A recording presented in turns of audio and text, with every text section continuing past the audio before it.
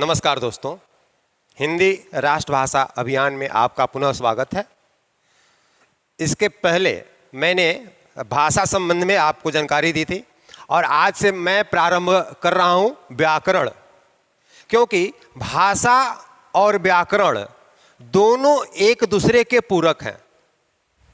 भाषा जब तक व्याकरण के रास्ते से नहीं गुजरती है तब तक वह मानक भाषा का या साहित्यिक भाषा का रूप नहीं धारण करती है, और व्याकरण तो भाषा के लिए ही बना है। इसलिए हम कह सकते हैं कि व्याकरण और भाषा दोनों एक दूसरे के पूरक हैं। अब हम बात करते हैं व्याकरण की।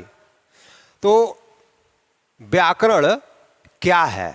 जैसे व्याकरण की हम सब ने अनेक परिभाषाएं पढ़ी हैं, परंतु यह भी परिभाषा एक बार देख लेंगे इसको। जैसे हमने व्याकरण वह शास्त्र है जिसके द्वारा हमें शुद्ध लिखने और बोलने का ज्ञान प्राप्त होता है। अच्छी बात है। और उसी बात को मैंने भी कहा है क्या कि किसी भी भाषा के लिखने और बोलने के नियमों की व्यवस्थित पद्धति को व्याकरण कहते हैं। किसी भी भाषा के लिखने और बोलने के नियमों की व्यवस्थित पद्धति को व्याकरण कहते हैं। व्यवस्थित पद्धति को व्याकरण कहते हैं। नियमों की मतलब उस भाषा में हम कैसे लिखें और कैसे उसे पढ़ें या बोलें, व्याकरण हमें यही सिखाता है। और व्याकरण क्या है? तो भाषा के नियमों का शास्त्र है। क्या है? तो भाषा के नियमों का शास्त्र मतलब व्याकरण में है क्या? तो भाषा के नियम ही तो हैं कि किसी भाषा को कैसे लिखें और कैसे बोलें। अब देखिए, प्रत्येक भाषा का अपना अपना व्याकरण होता है। हमारी हिंदी में देख लीजिए, रोटी खाइएगा, भात खाइएगा, पानी पीजिएगा। और हमारे बांग्ला में देख लीजिए, जोल खाबो, भात खाबो। अब जोल खाबो, भात खाबो, जोल भी खाबो और भात भी खाबो। या फिर अगर हम अंग्रेजी में कहें कि डॉक्टर सुमन इज गोइंग, परंतु यह स्पष्ट नहीं है कि डॉक्टर सुमन कोई स्त्रीलिंग है या कोई पुल्लिंग है। परंतु जब हम हिंदी की बात करते हैं तो हिंदी में स्पष्ट हो जाता है कि कहने वाला कहता है कि डॉक्टर सुमन जा रहे हैं या डॉक्टर सुमन जा रही हैं। अर्थात हिंदी एक समृद्ध भाषा है, इसलिए इसका व्याकरण भी एक समृद्ध व्याकरण है। तो सबसे पहले हमने बात किया क्या? तो व्याकरण क्या है? तो व्याकरण भाषा के नियमों का शास्त्र है, या किसी भी भाषा के लिखने और बोलने के नियमों की व्यवस्थित पद्धति को व्याकरण कहते हैं। अब हम बात करते हैं व्याकरण के जो है भेद की। तो देखिए, हमने वह इसको बचपन में ही पढ़ा है कि व्याकरण के 5 भेद होते हैं: वर्ण विचार, शब्द विचार, वाक्य विचार, चिन्ह विचार और छंद विचार। परंतु अगर हम 3 भेद को सही ढंग से पढ़ लेते हैं तो 5 भेद उसी में आ जाते हैं। अर्थात अगर हम वर्ण को पढ़ लिए, वर्ण विचार पढ़ लिए, शब्द को पढ़ लिए, शब्द विचार। अब देखिए, शब्द और पद दोनों एक ही चीज है, परंतु होता क्या है कि शब्द अकेले शब्द होता है, परंतु जब वह किसी वाक्य में पिरो दिया जाता है, जब किसी वाक्य में वह प्रयुक्त हो जाता है तो वह पद बन जाता है। अर्थात वाक्य में प्रयुक्त शब्द को पद कहते हैं, या विभक्ति चिन्ह से युक्त शब्द को पद कहते हैं।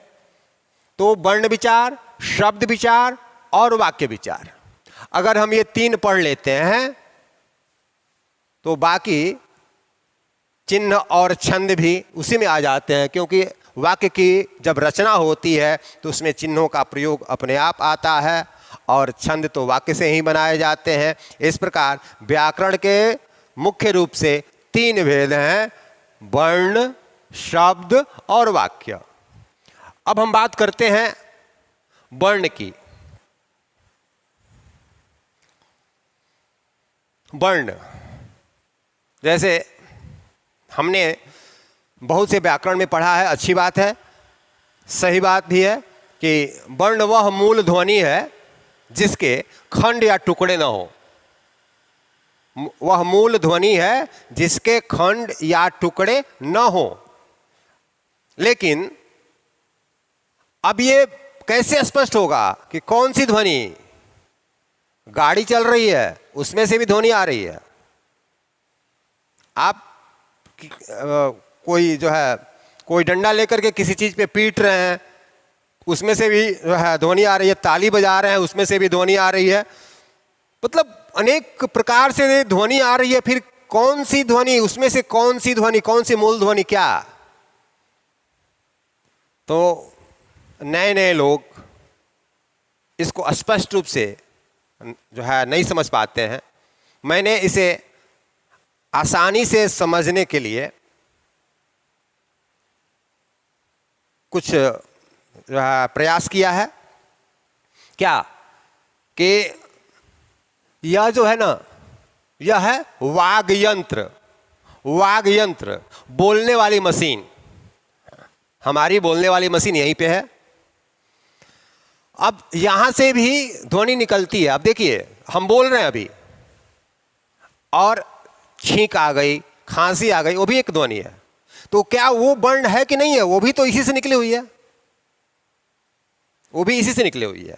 तो नहीं, ध्वनि की सबसे छोटी इकाई जो वाग यंत्र से निकाली गई हो उसे वर्ण कहते हैं, या वाग यंत्र से निकाली गई ध्वनि की सबसे छोटी इकाई वर्ण कहलाती है। निकली नहीं, निकाली गई, अर्थात अपनी इच्छा से इसमें से जो आवाज हमने निकाला, बोलने का प्रयास किया, कुछ कहने का प्रयास किया, उसकी सबसे छोटी इकाई वर्ण है। वाग यंत्र से निकली नहीं, निकाली गई सबसे छोटी ध्वनि, ध्वनि की सबसे छोटी इकाई वर्ण है। इस प्रकार हम कह सकते हैं कि लघुतम वाग ध्वनि को वर्ण कहते हैं। परंतु यहां यह स्पष्ट नहीं कर पाता है कि यह वाग ध्वनि निकली है या निकाली गई है। एक और होता है ध्वनि, जो हम कुछ बोलते हैं उसकी इकाई, और इसके लिपि चिन्ह को वर्ण कहते हैं। अर्थात ध्वनि के लिपि चिन्ह को वर्ण कहते हैं। ध्वनि के लिपि चिन्ह को वर्ण कहते हैं। वाग यंत्र से निकाली गई ध्वनि की सबसे छोटी इकाई को वर्ण कहते हैं। लघुतम वाग ध्वनि को वर्ण कहते हैं, और लघुतम ऐच्छिक वाग ध्वनि को वर्ण कहते हैं।